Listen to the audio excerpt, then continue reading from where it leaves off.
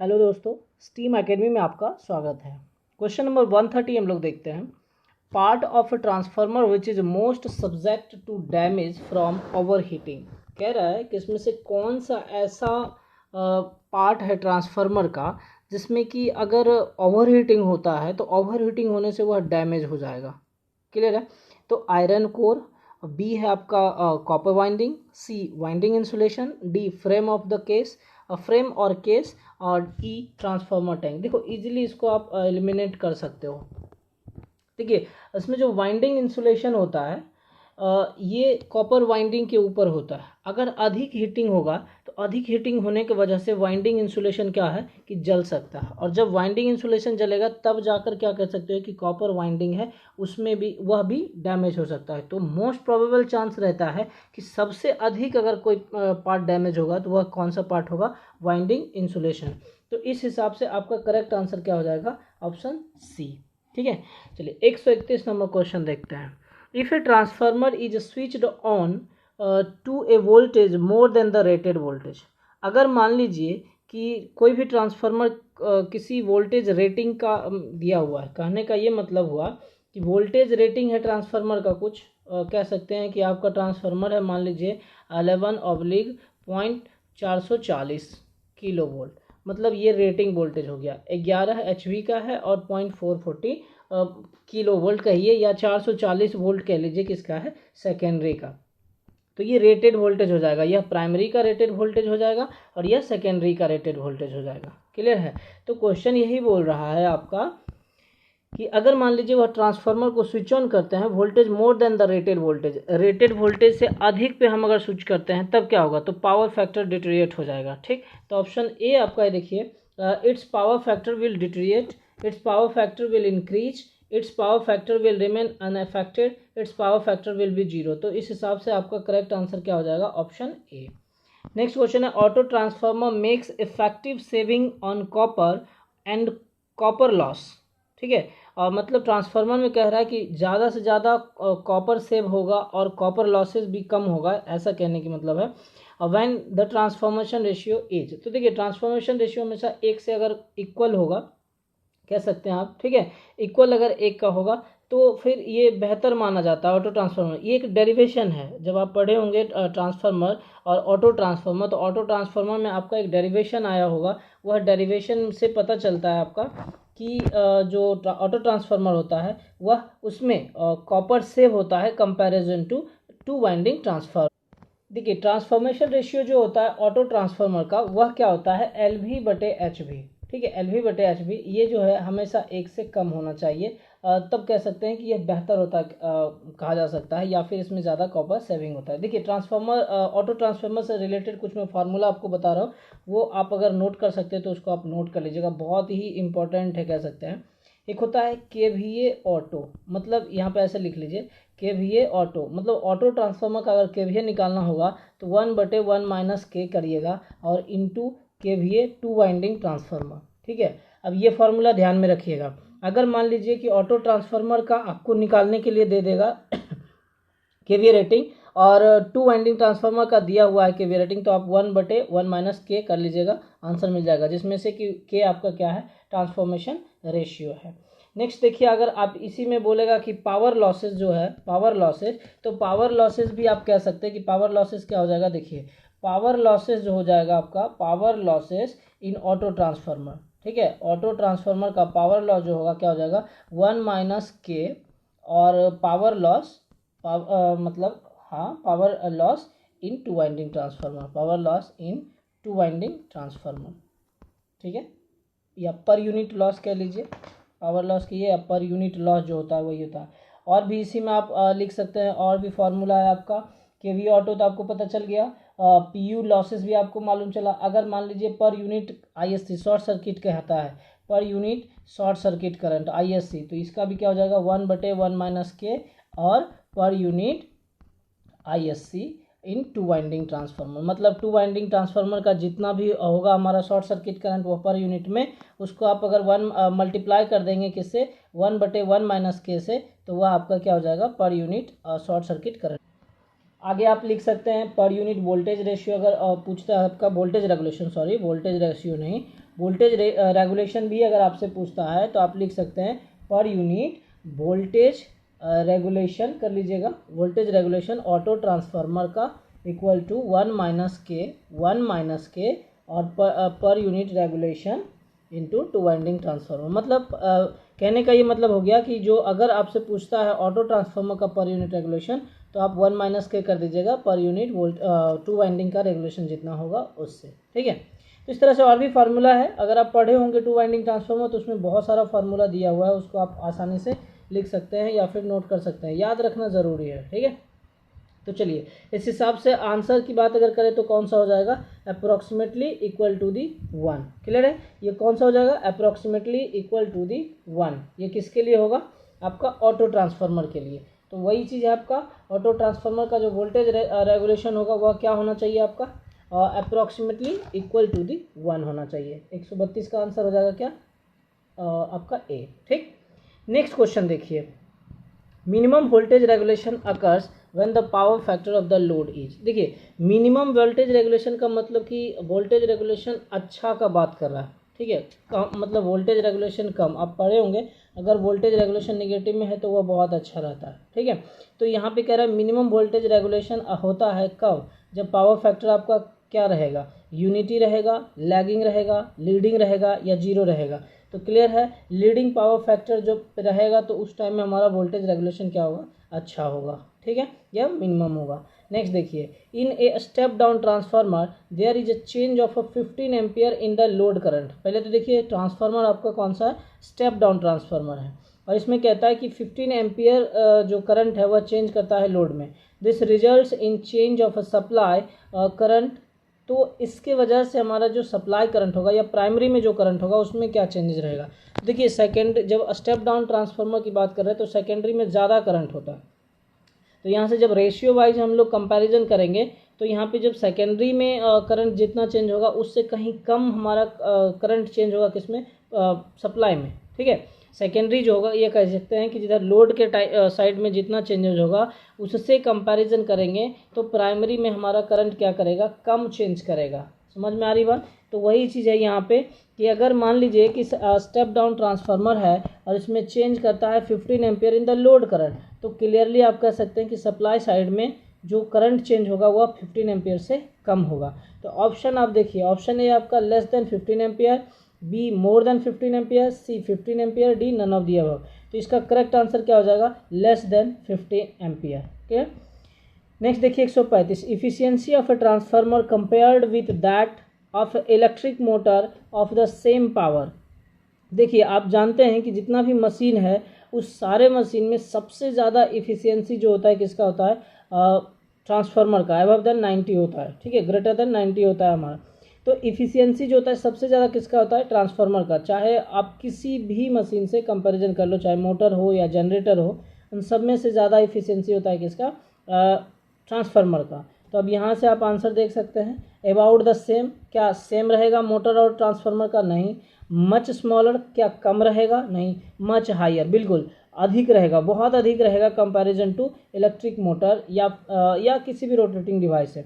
Some what smaller, option E, none of the above. तो इसका correct answer कौन सा हो जाएगा, ऑप्शन सी, ठीक है, मच हायर। नेक्स्ट क्वेश्चन देखिए, the short circuit voltage of a transformer mainly depends upon. जो ट्रांसफार्मर का शॉर्ट सर्किट वोल्टेज होता है वह किस पे डिपेंड करता है, ये चीज़ पूछा जा रहा है आपसे। तो magnitude of leakage flux, ohmic resistance of primary winding, ohmic resistance of secondary winding, cross sectional area of the iron. तो ऑप्शन ए आपका क्या होगा, करेक्ट आंसर हो जाएगा।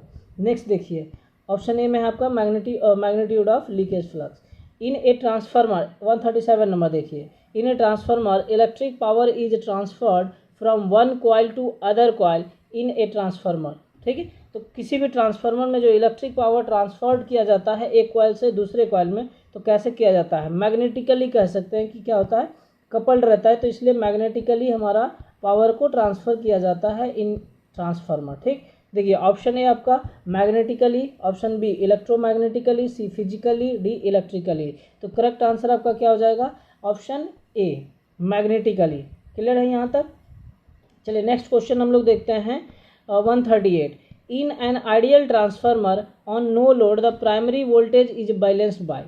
आइडियल ट्रांसफार्मर में वो भी नो लोड के कंडीशन में प्राइमरी वोल्टेज बैलेंस किससे किया जाता है? तो सेकेंडरी इंड्यूस्ड ईएमएफ के द्वारा। ठीक है, किससे किया जाता है? सेकेंडरी इंड्यूस्ड ईएमएफ के द्वारा। ऑप्शन ए देखिए primary induced EMF, option B secondary induced EMF, option C secondary voltage, D drop across resistance and reactance. तो करेक्ट आंसर क्या हो जाएगा? Secondary induced EMF, option B.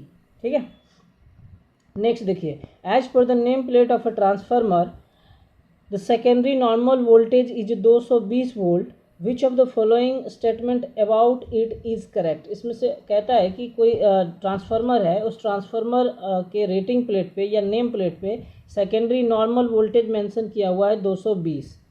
Clear है? 220। तो इसमें से कौन सा स्टेटमेंट करेक्ट है? तो देखिए 220 is the no load voltage. 220 हमारा नो लोड वोल्टेज होगा? नहीं, ऐसा ज़रूरी नहीं है। Option B no load voltage is more than 220 volt. तो इसका यही मतलब हो जाएगा कि जो नॉर्मल वोल्टेज अगर 220 मेंशन है तो नो लोड वोल्टेज जो होगा उससे अधिक होगा। तो नो लोड वोल्टेज कितना होगा? 220 से अधिक रहेगा। ऑप्शन सी है the secondary voltage increases with increasing load. Secondary voltage increase करेगा लोड के इंक्रीज करने से? नहीं। At a load which draws the rated current the voltage becomes less than 220 volt. देखिए इसका करेक्ट आंसर क्या हो जाएगा? बी हो जाएगा। ठीक, the no load voltage is more than 220 volt. Question number 140, a transformer is working at its maximum efficiency, the iron loss is 1 kilowatt, its copper loss will be. मान लीजिए कि इसमें कहता है कि ट्रांसफार्मर है और वह मैक्सिमम इफिशियंसी पे वर्क करता है, तो उस केस में एक कंडीशन रहता है कि आयरन लॉस और आपका कॉपर लॉस दोनों क्या होगा? बराबर हो जाएगा। समझ में आ रही बात? ठीक है, आयरन लॉस और कॉपर लॉस क्या होगा? बराबर हो जाएगा। क्लियर? तो आंसर इसका क्या हो जाएगा? देखिए 1 किलोवाट है आपका दिया हुआ। ठीक, तो option A 0.2 kilowatt, option B 0.25 kilowatt, option C 0.5 kilowatt, option D 1 kilowatt. तो करेक्ट आंसर क्या हो जाएगा? 1 kilowatt. Option D will be the correct answer.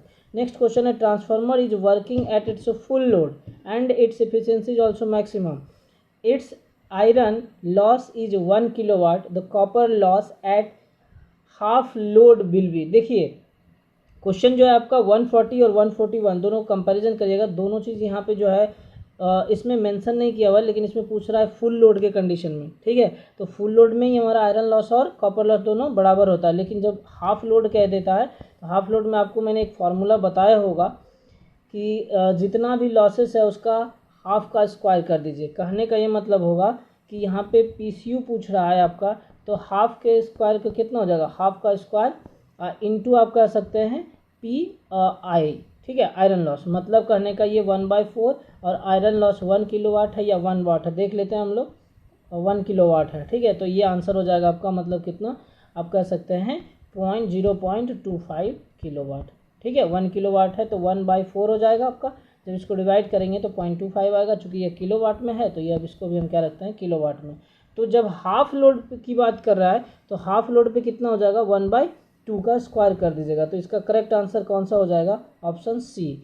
सो 140 हमारे का option A 1.1 kilowatt, option B 0.2 kilowatt, option C 0.25 kilowatt, option D 0.5 kilowatt. तो correct answer इसका क्या हो जाएगा? Option C 0.25 kilowatt.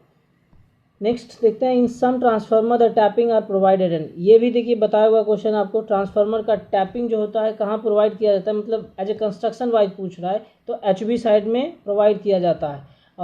लेकिन अगर वोल्टेज वेरिएशन की बात आएगी कि जो टैपिंग है किस साइड के वोल्टेज को कंट्रोल करता है, तो वह किस साइड का हो जाएगा? LV साइड का कह सकते हैं, या फिर जिधर लोड लगा हुआ रहेगा।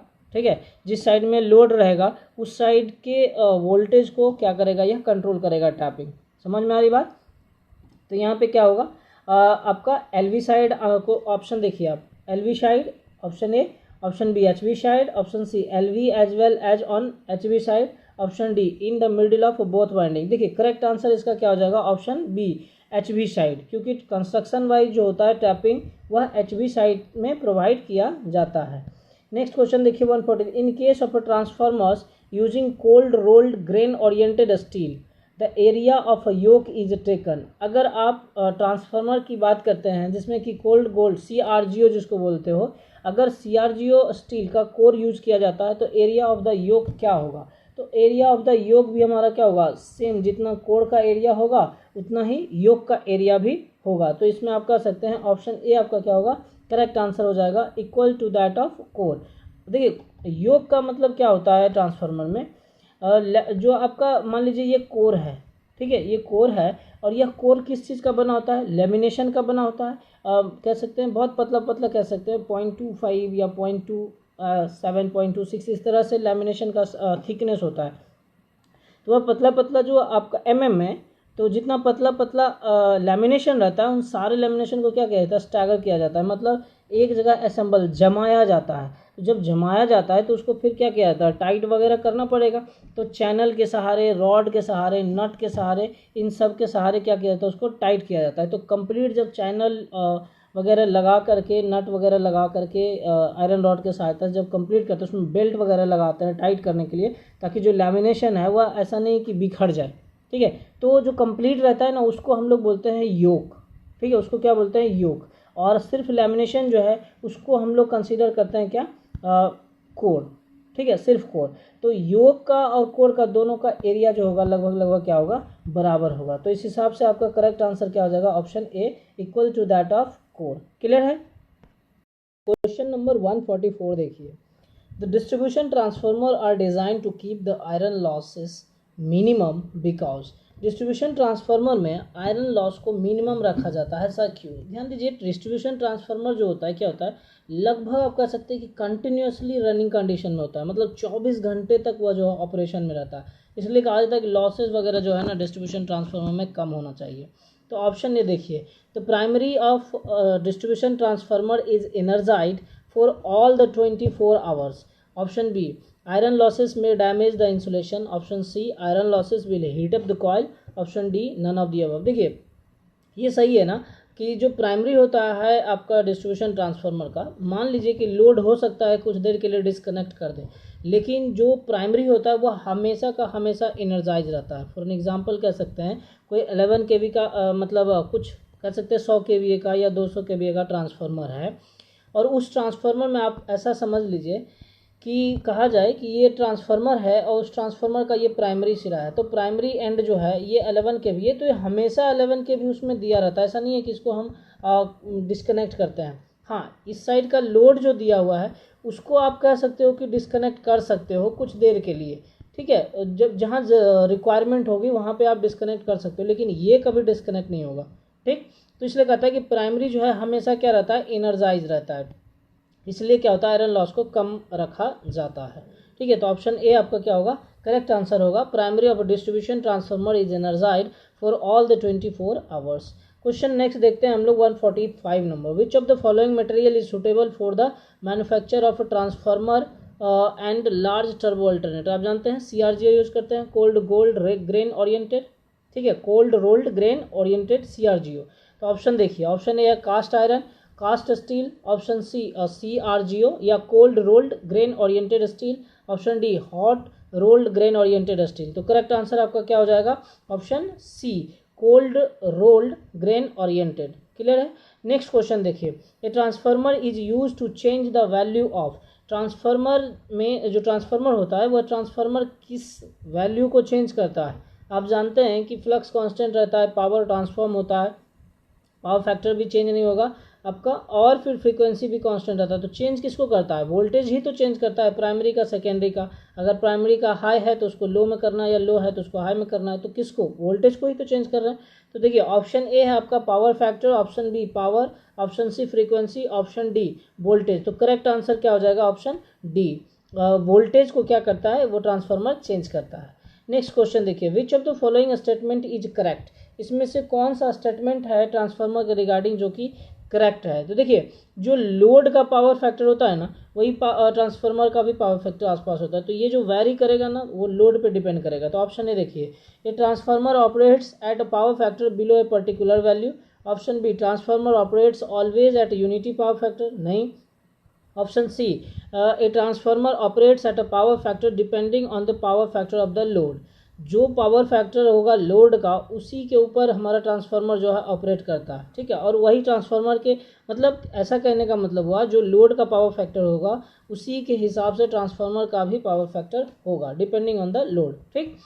ऑप्शन सी आपका transformer has its own power factor. तो करेक्ट आंसर क्या हो जाएगा आपका option C, a transformer operates at power factor depending on the power factor of the load. Next देखिए 148 number, transformer as compare to an amplifier can not increase. इसमें से कहता है कि कौन सा ऐसा पैरामीटर है जो कि ट्रांसफार्मर इंक्रीज नहीं कर सकता। और एम्पलीफायर होता है किसी भी वीक सिग्नल को क्या करता है, स्ट्रेंथन करता है, मतलब उसको एम्पलीफाई करके उस सिग्नल का स्ट्रेंथ को इम्प्रूव करता है कह सकते हैं, या बढ़ा देता है। देखिए आउटपुट करंट तो चेंज हो ही सकता है। अगर मान लीजिए कि कम है करंट तो ज़्यादा भी हो सकता है डिपेंडिंग ऑन ट्रांसफार्मर, इधर में भी हो सकता है वह स्टेप अप ट्रांसफार्मर हो या स्टेप डाउन ट्रांसफार्मर हो। तो यहाँ पे करंट को आप चेंज कर सकते हो, ठीक है, और उसे एम्पलीफाई कर सकते हो, करंट को इंक्रीज कर सकते हो, जैसे स्टेप डाउन ट्रांसफार्मर है। तो स्टेप डाउन ट्रांसफार्मर में आप क्या कर सकते हो, जो करंट होगा सेकेंडरी का वो अधिक होगा और प्राइमरी का करंट क्या होगा, कम होगा। तो कम करंट दिए और अधिक करंट आपको मिल रहा है तो क्या किए, करंट को एम्पलीफाई किए। ऑप्शन बी देखिए आउटपुट वोल्टेज। तो आउटपुट वोल्टेज जो है, आउटपुट वोल्टेज भी क्या है, अब मान लीजिए स्टेप अप ट्रांसफार्मर है तो लो वोल्टेज को आप हाई वोल्टेज में कन्वर्ट कर देते हो, मतलब लो वोल्टेज का रहता है तो उसको आप हाई वोल्टेज में चेंज कर देते हो। तो यहाँ पे क्या हुआ, वोल्टेज को स्ट्रेंथन किए या वोल्टेज को भी एम्पलीफाई कर दिए, तो ये तो कर सकते हो। ऑप्शन सी आउटपुट पावर हमारा क्या होता है, कांस्टेंट रह जाएगा, पावर चेंज नहीं होता है आपका, ठीक। तो ऑप्शन सी हमारा क्या होगा, आउटपुट पावर, करेक्ट आंसर यही हो जाएगा। तो इसमें क्या है, ऑप्शन करंट क्वेश्चन पूछ रहा था कि ट्रांसफार्मर जो है किस चीज़ को एम्पलीफाई नहीं कर सकता, मतलब किसको आप स्ट्रेंथेंड नहीं कर सकते, तो क्या होगा, करेक्ट आंसर ऑप्शन सी।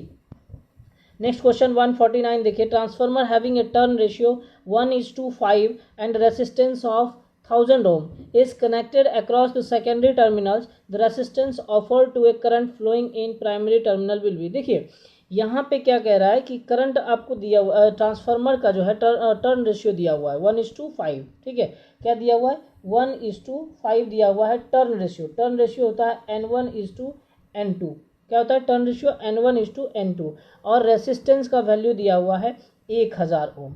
और पूछ रहा है आपसे प्राइमरी साइड का रेसिस्टेंस। आप देखिएगा अगर आप पढ़े होंगे, आपको बता दूं, अब देखिए डिस्कशन अगर ऑब्जेक्टिव का कर रहे हैं तो ज़रूरी नहीं कि पूरा आप पढ़े हुए हैं ऑलरेडी, और सबका मैं डेरिवेशन करने लगूंगा तो फिर बहुत टाइम लगेगा उसमें, ठीक है। तो हालांकि याद रखिए पढ़ा हुआ चीज़ है ये सब, तो आपका ऐसा नहीं है कि नहीं पढ़ा हुआ है। तो अगर मान लीजिए कि हम एक साइड चेंज करते हैं, प्राइमरी साइड चेंज करना होगा, तो हमारा ये वैल्यू क्या हो जाता है, आर, और आर जो होगा ये हो जाता है R1 प्लस आर डैश हो जाता है, इसको हम R01 करते हैं, जहाँ पे आर डैश का वैल्यू क्या हो जाता है N1/N2 का स्क्वायर इंटू R2, ठीक है, R2 डैश कह लो इसको आप, मतलब इसका कहने का ही मतलब हुआ कि सेकेंडरी रेसिस्टेंस को आप प्राइमरी साइड में रेफर कर रहे हो, ठीक है। तो इस हिसाब से अगर आप देखते हो तो देखो करेक्ट आंसर क्या हो जाएगा 1/5 का स्क्वायर इंटू 1000, ठीक है, इंटू 1000। तो ये क्या हो जाएगा 1000 बटे में 25 मैंने कितना हो जाएगा 40, ठीक। तो इसका आंसर क्या हो जाएगा, आपसे पूछा जा रहा है इसका वैल्यू, सिर्फ R2 डैश का वैल्यू पूछा जा रहा है, ये R2 डैश जो है इसका वैल्यू सिर्फ पूछा जा रहा है, ठीक। तो इसका देखिए ऑप्शन देख लीजिए आप, ऑप्शन में आपका कितना है 10 ओम है, 20 ओम, 40 ओम, और ऑप्शन सी डी 60 ओम। तो करेक्ट आंसर क्या हो जाएगा 40 ओम। नेक्स्ट क्वेश्चन देखिए, विच of the following statement about the transformer having A small short circuit voltage true.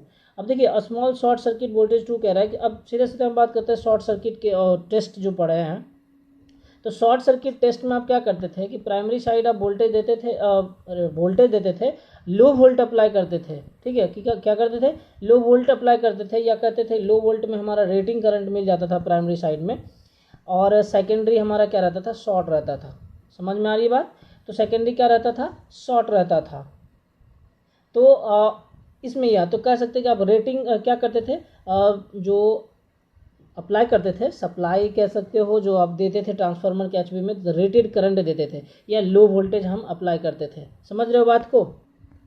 तो जब आप शॉर्ट सर्किट टेस्ट में लो वोल्टेज अप्लाई करते थे तो ट्रांसफार्मर कि सेकेंडरी साइड में क्या करता था, मैक्सिमम करंट फ्लो करता था, मतलब high short circuit current flow करता था। ठीक, तो ऑप्शन देखिए, low short circuit current flows through a transformer, transformer के थ्रू low short circuit current flow करेगा, नहीं।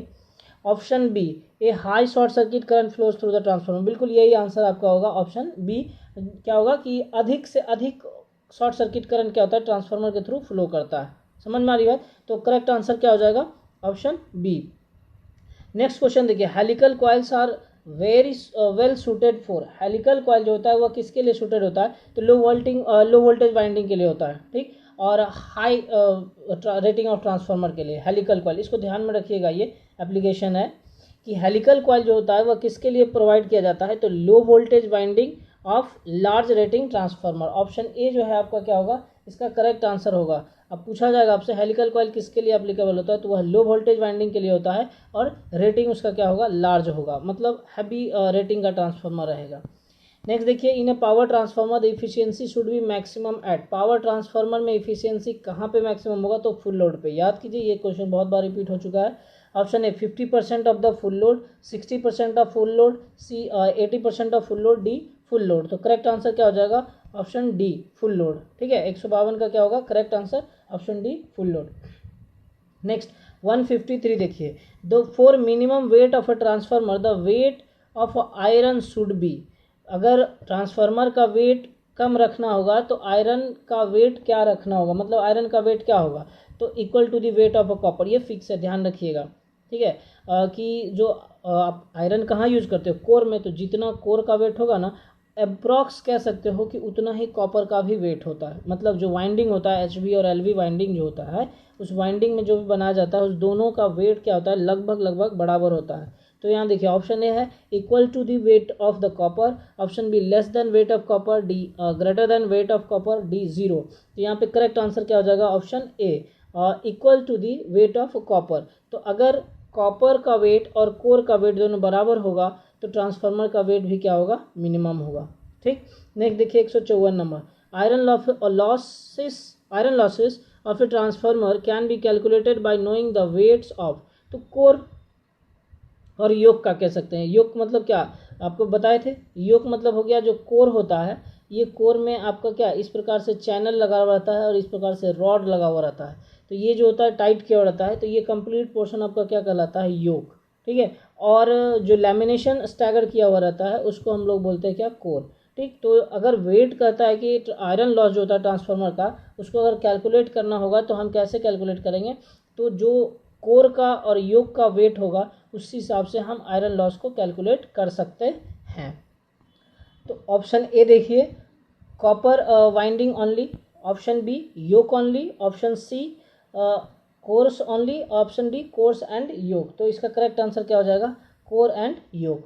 नेक्स्ट देखिए, HRC fuse on a transformer provide protection against, HRC fuse जो होता है वह कहाँ पे, मतलब वह ट्रांसफार्मर के किस भाग को प्रोटेक्ट करता है, तो जितना भी एक्सटर्नल पार्ट होगा उसको प्रोटेक्ट करेगा। ठीक है, तो आगे आइए, ऑप्शन ए देखिए, इंसुलेशन फेल्योर और इंटरनल फॉल्ट, ये दोनों बुकॉल्स रिले से इन्फेक्टेड कर सकते हैं कि इंसुलेशन फेल्योर भी होगा तो इंटरनल फॉल्ट कुछ भी होगा तो वह क्या होगा, बुकॉल्स रिले जो होगा वह उसको अलार्म करके सर्किट ब्रेकर को मैसेज दे देता है और फिर सर्किट ब्रेकर ट्रिप कर देता है सर्किट को। ठीक है, तो यहाँ पे सी है एक्सटर्नल फॉल्ट्स और डी है लो ऑयल लेवल, तो ऑप्शन सी हमारा क्या होगा, एक्सटर्नल फॉल्ट्स, ये करेक्ट आंसर हो जाएगा। HRC फ्यूज का यूज किया जाता है एक्सटर्नल फॉल्ट से बचने के लिए। ठीक है, 156 क्वेश्चन नंबर देखिए, विच of the following insulating material is used in a power transformer, power transformer में कौन सा इंसुलेटिंग मटेरियल यूज किया जाता है। ऑप्शन ए देखिए tap of glass, option B synthetic resin bonded paper, option C press board, option D all of the above. देखिए इसमें सारा मटेरियल यूज किया जाता है as a insulating material in case of transformer. तो correct answer हो जाएगा क्या, all of the above, tap of glass, synthetic resin, bonded paper और प्रेस बोर्ड, सब का सब आंसर सही होगा, मतलब सारा मटेरियल यूज किया जाता है इंसुलेटिंग मटेरियल में। ठीक है, तो आज हम लोग इतना ही रखते हैं, फिर मिलते हैं नेक्स्ट लेक्चर में।